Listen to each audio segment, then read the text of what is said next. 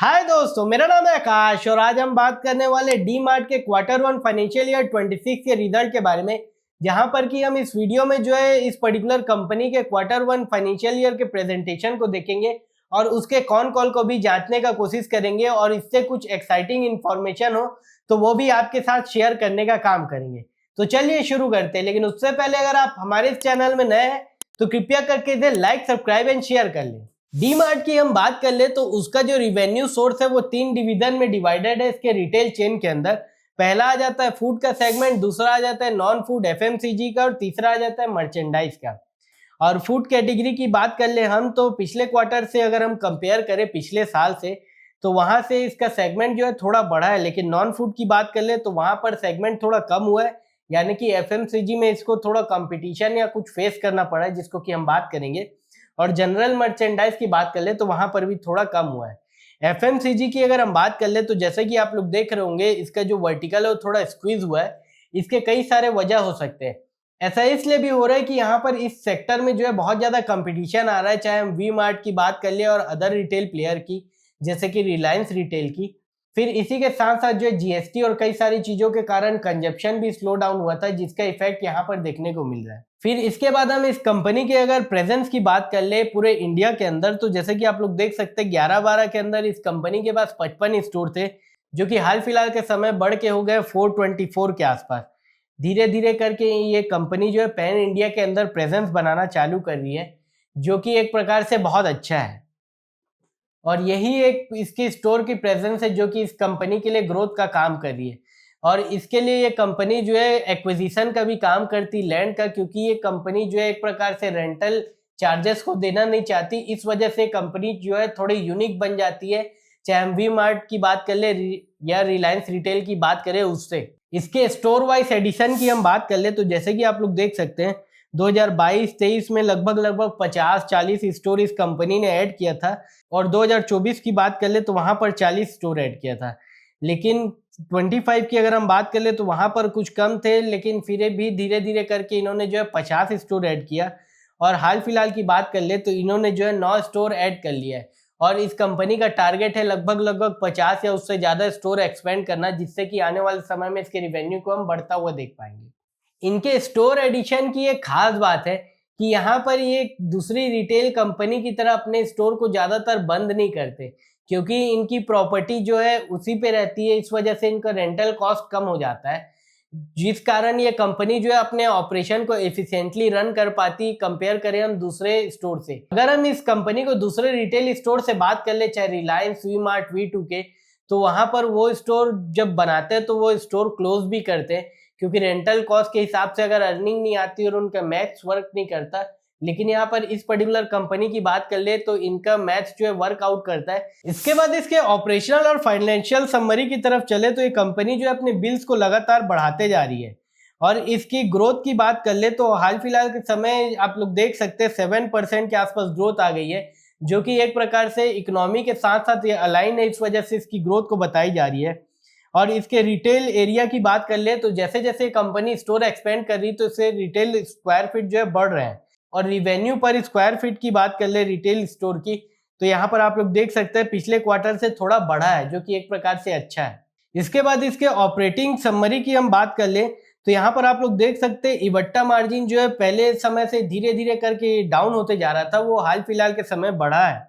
और profit margin की बात कर ले तो वहां पर भी बढ़ोतरी हुई है, जो कि एक प्रकार से अच्छा है इस पर्टिकुलर कंपनी के लिए। तो यहाँ पर अभी हमने इस कंपनी के प्रेजेंटेशन के बारे में बात कर लिया, जहां पर कि एक प्रकार से ये भी इंडिया की टेक्निकल स्लो डाउन का पार्ट बता रहा है। लेकिन यहाँ पर इसकी मैनेजमेंट जो है इसके कॉन कॉल में कुछ इनसाइट्स बताई है, जिसको कि हम अभी जाके डिस्कस करेंगे, जिससे कि आपको एक और नया डायरेक्शन पता चल पाएगा इस कंपनी से रिलेटेड। तो यहाँ पर इसकी मैनेजमेंट ने सबसे पहले फाइनेंशियल हाइलाइट्स के बारे में बताया, जहां पर कि इस कंपनी का रिवेन्यू ऑपरेशन जो है 57,790 करोड़ के आसपास है। और यहाँ पर जो 2 साल से ज्यादा स्टोर रन हो रहे हैं उनकी संख्या जो है 8.4% के आसपास है। इबट्टा मार्जिन की बात कर ले तो 7.9 के आसपास है। पीएटी भी इंप्रूव हुआ है इनका। और कैश की बात कर ले ऑपरेशन से लगभग 3700 करोड़ के आसपास है, जो कि इनकी कम मार्जिन को बताने का काम करता है। और इसके प्रॉफिट आफ्टर टैक्स की बात कर ले तो 2700 करोड़ के आसपास है, जो कि एक प्रकार से और कम हो जाते हैं। इतने बड़े ऑपरेशन को रन करने के कारण, क्योंकि इनका ज्यादा से ज्यादा पैसा जो है एफएमसीजी जो कंपनी जिनके प्रोडक्ट इनके पास है उनके थ्रू जाता है। और हाल फिलहाल के समय में डीमार्ट जो है वहां पर अपने प्रोडक्ट लाते जा रहा है, जिस वजह से आने वाले समय में इसके रिवेन्यू को भी हम बढ़ता हुआ देख सकते हैं। इसके सेगमेंट वाइज परफॉर्मेंस की बात कर ले तो ई कॉमर्स का जो वर्टिकल है वहां पर 21% ग्रोथ हुआ है और वहां पर लॉस जो है लगभग 247 करोड़ का हुआ है। और रिटेल सेगमेंट की बात कर ले तो उसका भी जो सेल्स है वो बढ़ा है, लेकिन वहां पर प्रॉफिट जो है कम हुई है। और फूड प्लाजा की बात कर ले तो वहां पर 28% का सेल्स ग्रोथ हुआ है। मैनेजमेंट की बात कर ले तो उन्होंने ये बताया कि इसका जो बिजनेस मॉडल है वो रिजिलियंट है, लेकिन यहाँ पर थोड़ा कंपटीशन फेस करना पड़ रहा है। और इसी के साथ साथ ये कंपनी जो अपने स्टोर के एडिशन को भी स्पीड से बढ़ाना चाह रही है, जिस वजह से आने वाले समय में ये कंपनी जो अपने ऑपरेशन को बढ़ता हुआ देख सकती है। यहाँ पर इन्होंने बोला कि इस कंपनी का जो बिजनेस मॉडल है कस्टमर सेंट्रिक रखेंगे और ऑफलाइन प्रेजेंस को ज्यादा फोकस करेंगे, जिससे कि आने वाले समय में इस कंपनी के जो बिजनेस है वो बढ़ पाएंगे। फ्यूचर गाइडेंस की तरफ मैनेजमेंट ने यहाँ पर यह बताया कि यहाँ पर लगभग 10 से 20% के आसपास स्टोर जो है बेस में एडिशन किए जाने वाले हैं। और इसी के साथ साथ इसके स्टोर आने वाले समय में 50% से कम नहीं होंगे, वो ऊपर हो सकते हैं। इसके बारे में बताया। स्ट्रेटेजिक इनिशिएटिव की तरफ हम बात कर ले तो यहाँ पर आप लोगों ने देखा होगा कि इसके चार्ट में कि इसका ज्यादातर प्रेजेंस जो है साउथ इंडिया और मिडिल इंडिया में है, तो ये धीरे धीरे करके नॉर्थ इंडिया में अपना बेस जो है ज्यादा बनाने का काम कर रही है, वहां पर से ये जो है फोकस कर रही है। और डी मार्ट का जो रेडी वर्टिकल है जहां पर कि ये ब्लिंकिट और इंस्टामार्ट से compete करने का काम कर रहे हैं और ये होम डिलीवरी का काम जो है वहां से करने का कोशिश कर रहे हैं। और इसी के साथ साथ इन्होंने जो है अपने फार्मा वर्टिकल का भी एक्सपेंशन किया हुआ है और इसके ऑपरेशनल को भी हम आने वाले समय में देख सकते हैं। आजकल के समय रिटेल स्पेस में अगर हम बात कर ले जहां पर कि अपोलो फार्मेसी, मैट फार्मा, उसी के साथ रिलायंस रिटेल, टाटा का रिटेल और ई कॉमर्स स्पेस में, तो ये कंपनी भी यहाँ पर उतर रही है।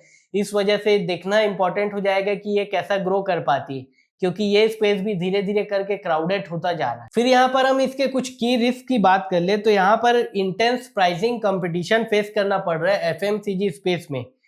और इसके साथ साथ ये कंज्यूमर यहाँ पर जो आते हैं, जो कि इंडिया के लगभग मेजॉरिटी कंज्यूमर यहाँ से शॉपिंग करने का काम करते हैं, तो यहाँ पर उन लोग जो है लो प्राइस आइटम को चूज कर रहे हैं, जिस वजह से जो बड़े हुए एफएमसीजी प्रोडक्ट है वो बिक नहीं पा रहे हैं। और ये एक प्रकार से चैलेंजेस हो जा रहा है, क्योंकि हाई मार्जिन आइटम यानी कि जो महंगे एफएमसीजी प्रोडक्ट है उनमें इसका जो है ज्यादा मार्जिन रहता है। इस वजह से बीते कुछ समय में जो इनका मार्जिन कंप्रेशन भी देखा गया। और इसको अगर हम कुछ डिकोड करने की कोशिश करें तो ये एक प्रकार से इंडिया की हालात को बताने की कोशिश कर रहा है, जहां पर कि नॉर्मल जो बायर है वो महंगे प्राइस के अलावा छोड़ के जो है चीप प्राइस पे जाने की कोशिश कर रहा है, जो कि एक प्रकार से घटती हुई इनकम को बताने के भी काम कर रहा है और घटती हुई पर कैपिटा इनकम को भी। क्योंकि अगर सही तौर पे जीडीपी के साथ साथ पर कैपिटा इनकम और सारी चीजें ग्रो होती तो और सारे बिजनेसों को कंपटीशन फेस नहीं करना पड़ता और अपने प्राइस को वो मेंटेन कर पाते। लेकिन हाल फिलहाल में अगर हम एफएमसीजी प्रोडक्ट की बात कर ले, जो कि अपने साबुन और कई सारी चीजों को महंगा बेचते हैं, उस वजह से छोटे छोटे लोकल प्लेयर आते जा रहे हैं, जिस वजह से एफएमसीजी कंपनी की बात कर ले तो उनके बिजनेस वॉल्यूम में भी डी ग्रोथ देखने को मिला है। फिर कैपिटल एलोकेशन की बात कर ले हम, तो ये कंपनी जो है बता रही है कि आने वाले समय में थोड़ा सा डेट लेंगे, जो कि एक प्रकार से जो लोकेशन है यानी कि लैंड है उसको लेने के लिए इन लोग को बाहर से थोड़ा फंडिंग उठाना पड़ेगा, उसके बारे में बताया जा रहा है। यहाँ पर ये वाला जो मॉडल है यानी कि पहले आप लैंड एक्विजिशन कर लेना और उसके बाद रन करना, ये एक प्रकार से सस्टेनेबल हो जाता है, क्योंकि लैंड के जो प्राइसेस हैं और जो इसके ऊपर रेंटल के प्राइसेस है वो बहुत ज़्यादा अफेक्ट करते हैं, जिस वजह से जो रिलायंस रिटेल जैसी चेन है उनको भी पैसा बनाने में जो है बहुत ज़्यादा दिक्कत हो जाता है।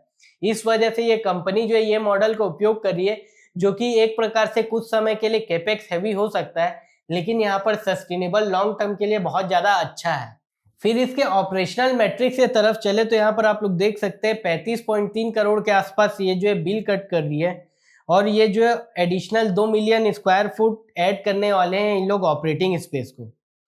और रिवेन्यू की बात कर ले पर स्क्वायर फीट ये कंपनी जो है लगभग 34,000 रुपए के आसपास कमाती है। इन्वेंट्री डे की बात कर ले तो 31 दिन के आसपास है, जो कि एक प्रकार से अच्छा है। इन्वेंट्री डे अगर बढ़ता है तो यानी कि यहाँ पर माल फंसता है, जो कि इस कंपनी का फंस नहीं रहा है। और यहाँ पर पेएबल डे की बात कर ले तो यहाँ पर 7.2 के आसपास है और इन्वेंट्री टर्नओवर जो है 13.6 के आसपास है, जो कि एक प्रकार से अच्छा है।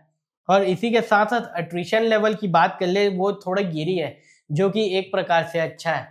अट्रिशन की हम बात कर ले तो ये एक ऐसा पैमाना होता है जो कि एक प्रकार से टैलेंट रिटेंशन को बताता है, और जितना ज़्यादा ये रेशियो बढ़ता है उतना ज़्यादा लोग जो है कंटिन्यूस रीशफलिंग होते हैं, जिस वजह से जो कंपनी का ट्रेनिंग का खर्चा रहता है और कई सारी चीज़ें रहती वो बढ़ जाती हैं, और यहाँ पर थोड़ी गिरावट देखी जा रही, जो एक प्रकार से अच्छा है।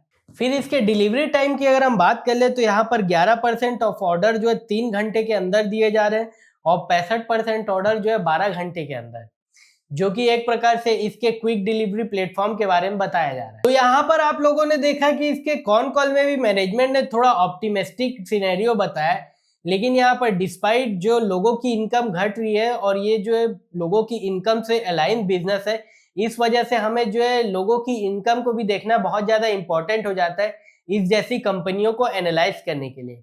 तो आज के लिए बस इतना ही दोस्तों। अगर आपको इससे रिलेटेड कोई डाउट हो तो आप कमेंट करके बता सकते हैं, और ऐसी ही और जानकारी जानने के लिए आप हमारे चैनल को लाइक, सब्सक्राइब एंड शेयर करें। धन्यवाद।